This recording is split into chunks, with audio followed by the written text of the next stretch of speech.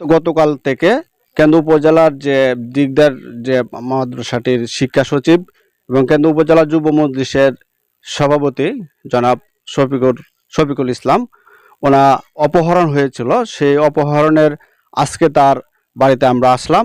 এর আগেও আমাদের কেন্দ্র উপজেলার দুজন সাংবাদিককে তারা অপহরণ করেছিল, টাকা মারধর করার টাকার বিনিময়ে পরবর্তীতে তাদেরকে ছেড়ে দেয়।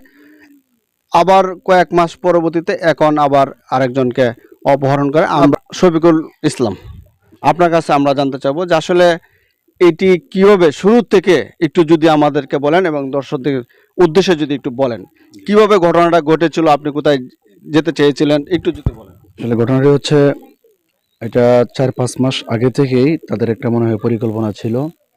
যেমন আমাকে হোয়াটসঅ্যাপে একটা নাম্বারে যোগাযোগ করতো, প্রায় সময়ই যোগাযোগ করতে বলতে অনেকেই আমার কাছে মাসাইলে জিজ্ঞাসা করে, অনেকে মেসেঞ্জারে জিজ্ঞাসা করে, হোয়াটসঅ্যাপে জিজ্ঞাসা করে, বাস্তবে জিজ্ঞাসা করে, ফোনও জিজ্ঞাসা করে।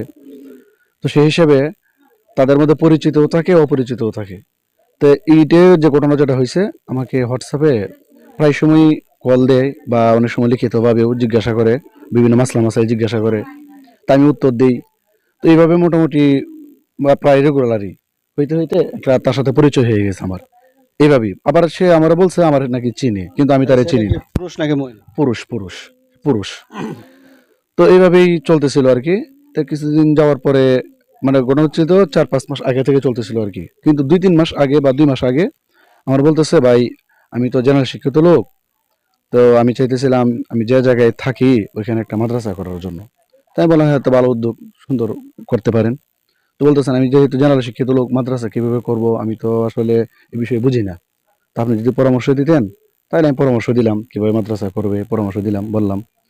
এর কিছুদিন পরে বলতেছে একটা নাম দিছে বাংলা, এটা আরবি করে দেওয়ার জন্য। তো এটা আমি আরবি করে দিলাম, মানে মাদ্রাসার নামটা আর কি। তো আরবি করে দেওয়ার পরে হঠাৎ করে আরেকদিন বলতেছে যে 1 তারিখ, অর্থাৎ এই যে রানিং মাসের আর কি 1 তারিখে মাদ্রাসা উদ্বোধন করে, অক্টোবরের 1 তারিখ মাদ্রাসা উদ্বোধন করবে। তোমার বলতেছে 1 তারিখে যেহেতু উদ্বোধন করবো, তা আপনি তার ঠিকানাটা কোন জায়গায় বলছিল? জি ঠিকানাটা মাতুয়াইল, ঢাকা। ঢাকা মাতুয়াইল, জি এটা সাইনবোর্ডের পরে আর যাত্রাবাড়ির আগে পড়ছে। তো বলছে এই যাওয়ার জন্য। তো আমি রওনা দিলাম। তো বলছে যে কোন দিন, এই 1 তারিখের 7টা-8টা সন্ধ্যা 7টা বা 8টার সময় আর কি, রাত ওই সময় থাকার জন্য। তো এলাকার স্থানীয় ওলামায়ে কেরাম থাকবেন এবং গণ্যমান্য যারা আছেন তারা উপস্থিত থাকবেন। হ্যাঁ, এবং আমিও যেন গিয়ে উপস্থিত হই আর কি, উপস্থিত হই এবং রাত্রে তাদেরকে একটু সময় দিই, রাত্রে থেকে সকালে আবার চলে আসবো, এরকম আর কি বলছে। তো মোটামুটি 4-5 মাস যাবত তো একটা ভালো একটা সম্পর্ক হয়েই গেছে। হ্যাঁ, আর আমরা যারা কথার কথা সব জায়গায় আমরা এতটা যাচাই করতে পারি না, বিভিন্ন জায়গায় ওয়াজ মাহফিলে যেতে হয়, এটা তো এইভাবেই যাওয়া হয়, একজনে বলে তার পরিচয় আমরা যাই। আর এখানে যে 4-5 মাস হয়ে গেছে, আর আমার যে মাথার মধ্যে এরকম কোনো চিন্তা আসে নাই আর কি, অন্য কোনো কিছু হওয়ার। তো স্বাভাবিকভাবে আমি রওনা দিলাম। তো আমাদেরকে 7টার পরে, 8টার প্রায় কাছাকাছি সময়ে আমাদেরকে নামাই দিছে, মানে এই হাসপাতালের কাছে, মাতুয়াইল হাসপাতালের কাছে, সম্ভবত এটা স্থানীয়ভাবে মাউতো হাসপাতাল মেডিকেল রাখে আর কি। তো ওই হাসপাতালের কাছে নামাই দিছে। তো আমি যোগাযোগ করলাম। তো বলতেছে আপনি একটু সামনের দিকে আসেন। সামনের দিকে বলতে, তো বলছে এই গেটের কাছে। তো গেটের কাছে গেছি, বলছে আর একটু সামনে যাওয়ার জন্য।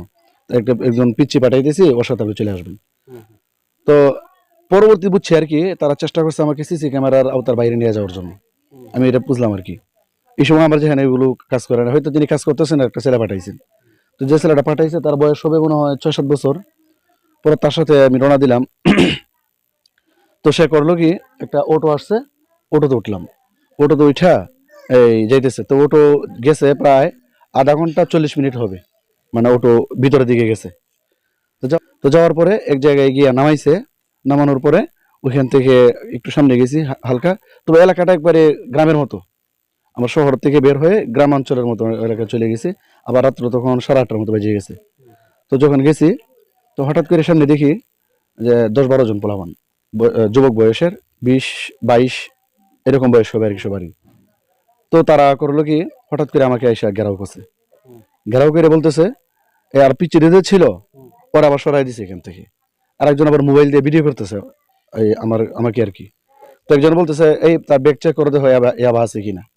তাই আমি আমার এখানে এবার থাকবে কি কারণে?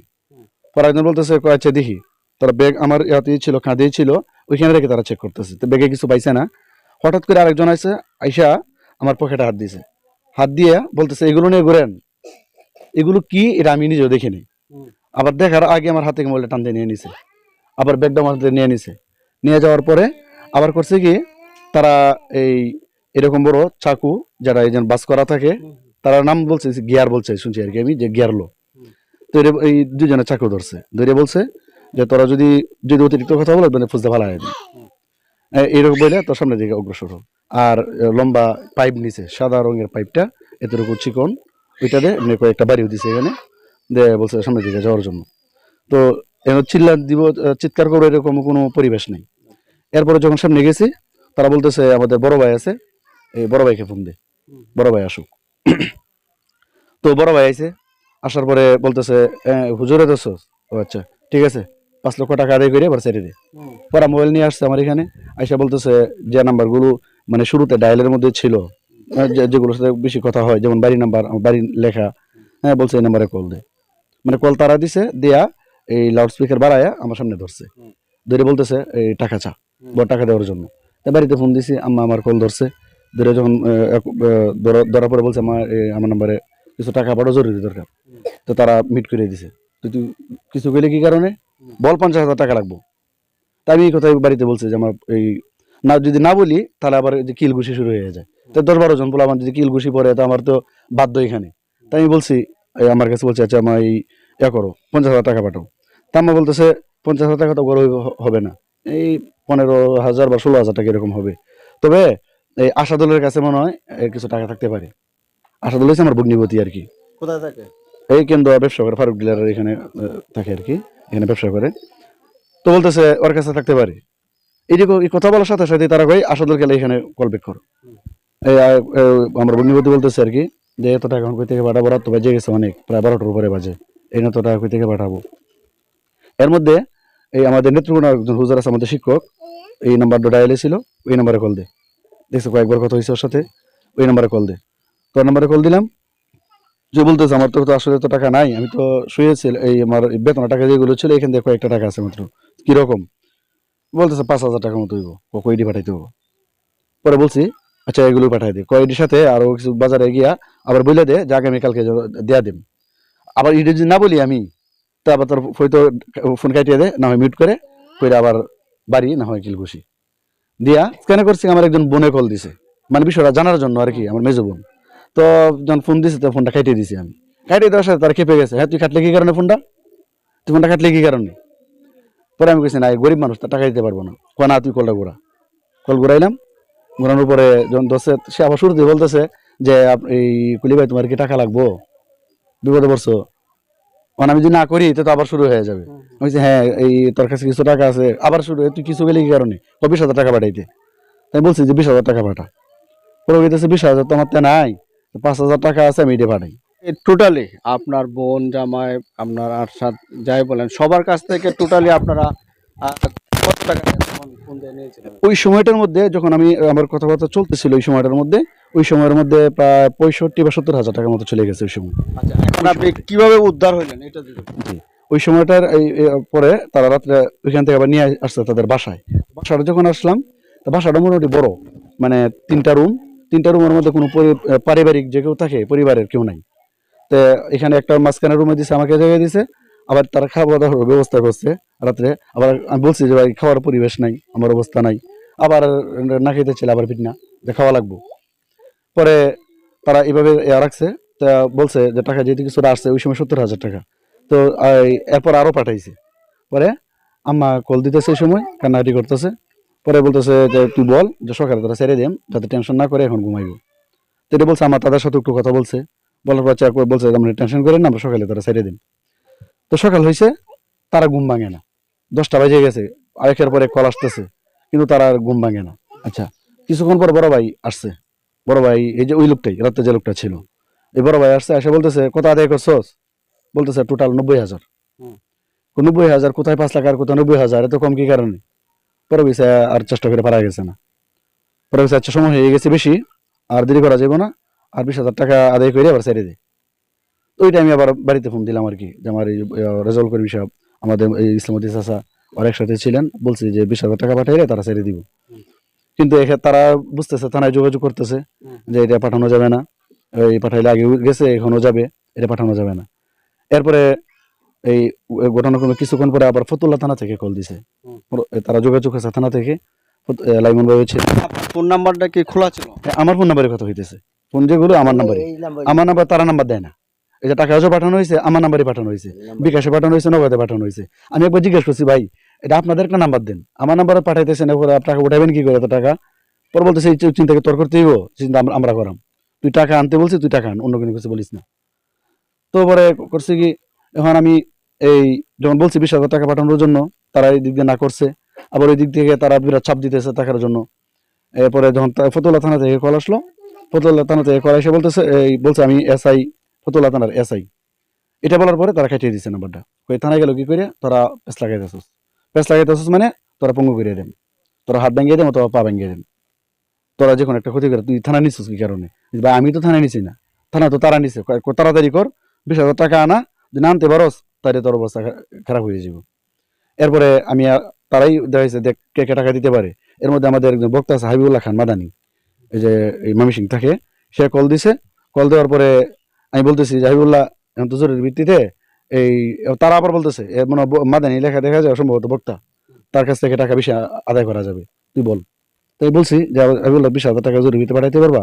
সে কইতেছে হ্যাঁ ভাই পাঠানো যাবে, আমি তো একটু বাইরে আছি, এই বাসা যাইতে ও গিয়ে ওখান থেকে পাঠাইতে হইব। এসআই আরেকটা কল দিছে, মানে কল দিয়ে বলতেছে যে আমরা টিম নিয়ে আসতেছি, তারা টিম নিয়ে আসতেছে। তা আমরা বলতেছি যে আমাদের এই, তারা বলতেছে টিম নিয়ে আসতেছে, তুই তাড়াতাড়ি বন্ধ কর, ফোন দিয়ে বল যে আমি নিশ্চিন্তায় আছি, আমার আর কোনো সমস্যা নেই। তা আমি ফোন দিয়ে বলছি যে আমি নাস্তা করতেছি, আসলে বাস্তবে নাস্তা করতেছি না, তারা নাস্তা আনছে, হ্যাঁ এই তারা যাতে না করে এটা বলছি, কিন্তু তাড়াতাড়ি মানছে না। এর মধ্যে যে আমার ওই যে গরিবের যে ছেলেটা, ওই ছেলেটা 20,000 টাকা পাঠিয়ে দিছে। পাঠিয়ে দিলে আবার ওইখান থেকে বলছে, এই ফতুল্লা থানার থেকে আবার ফোন দিছে, ফোন দিয়ে বলতেছে আমরা মসজিদের সামনে আছি, তোরা বাইর হোক। এটা বলার পরে তাদের মধ্যে একটা আতঙ্ক আসছে। আসার পরে দুজনটা পাঠাইছে, এই দেখে আসতো বিষয়টা কি। আমি বেরোতে চাইছি কনা, তারা আবার কথা বলে বাংলা ভাষাটাকে উল্টা করে বলে, যেমন মজাকে বলে জামু, হ্যাঁ তারা টেকাকে বলে কেটা, কি কাটে, এরকম তার উল্টা ভাষা, তারা সাবলীল ভাষা বলতে পারে, কোনো সমস্যা হয় না। তা আমি শুরুর দিকে বুঝছি না, পরবর্তী বুঝছি আর কি, তারা এই বাংলা ভাষাটারই উল্টা করে বলতেছে। এরপরে তারা ইয়া করছে, এই ওইখান থেকে ফোন দিয়ে জানাইছে যে সমস্যা নাই, রাস্তা ক্লিয়ার আছে।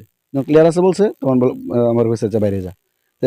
এই দিক থেকে যেহেতু থানার সাথে যোগাযোগ হয়ে গেছে, আগে বলছিল আমরা ফোন দিয়ে দিব, বলছে তার ফোন দেওয়া হবে না, এখন ফোন দিলে তো তারা, আমি আবার থানায় যোগাযোগ করি, তা ফোন আর দিছে না, মোবাইল রেখে দিছে, রেখে দিয়া একটা রিক্সা উঠাই দিছে, আর আমার কাছে 1,000 টাকা দিছে। আমি আবার চলে আসলাম হাসপাতালের সামনে, ওইখানে আইসা বাস থেকে নামছি, তো রিক্সাওয়ালার বললাম যে এখানে কি বাস পাওয়া যাবে, কোনো আপনি সাইনবোর্ড জানবেন। পরে ওই লোকই রিক্সায় আবার অনেক টাকা নিয়ে গেছে, ওইখানে নামাই দিছে। দেওয়ার পরে আর আর রিক্সায় উঠেই আমি রিক্সাওয়ালার বাড়ির নাম্বারটা, ফোনটা নিয়ে, আমার বাড়ির নাম্বারটা মুখস্থ নাই ছিলেন, যিনি বাবরের, এই বাবর সাহেবের আর কি সম্ভবত ভাতিজা না কি জানি বললো আর কি হয়। আবার এই লেমন ভাইয়ের সাথে কথা হয়েছে, কথা হওয়ার পরে তিনি বলতেছে যে এই ইয়া করার জন্য, তার সাথে একটা ভিডিও কল কথা বলার জন্য। তাহলে লেমন ভাই নাম্বারটা দিয়েছি, পরে হোয়াটসঅ্যাপে কল দিছে। পরে যখন পরিচয় হয়েছে তখন মোটামুটি নিশ্চিত হয়েছে আর কি। পরে আবার মনোহর ভাইও কল দিয়েছেন, কল দিয়ে পরে দেখছে না তারে চিনি। পরে বলছে আচ্ছা ওনার কারোর সাথে কথা বলা দরকার নেই, কেউ ফোন দিলে আর ফোন ধরা দরকার নাই, ওনারা বলে দিয়েছে আপনি একবারে ওই মজলিশপুর নিয়ে আসবেন, ওনার শ্বশুর বাড়ি মজলিশপুর আর কি। তাহলে আমরা একটা টোটালি 90 আরো আরো 20, 1,10,000 পাশাপাশি আপনার যে মোবাইলটা সেটা ওরা রেখে দিচ্ছে। আচ্ছা, এটা আরো মনে হয় বের হইলে হইতেও পারে, যেহেতু আমার মোবাইল তো সাথে নাই আমার, কে কে পাঠাইছে, যেমন এই যে গরিবুরে যা পাঠাইছে এটা আমি এখানে এসে জানছি। আপনার যে নামে সিমটা বন্ধ করতে না এখনো বন্ধ করিনি, এজন্য যদি তাকে ধরতে যদি সহজ হয়, এখনো কল দিলে কল ঢুকতেছে, এজন্য আমি বন্ধ করিনি।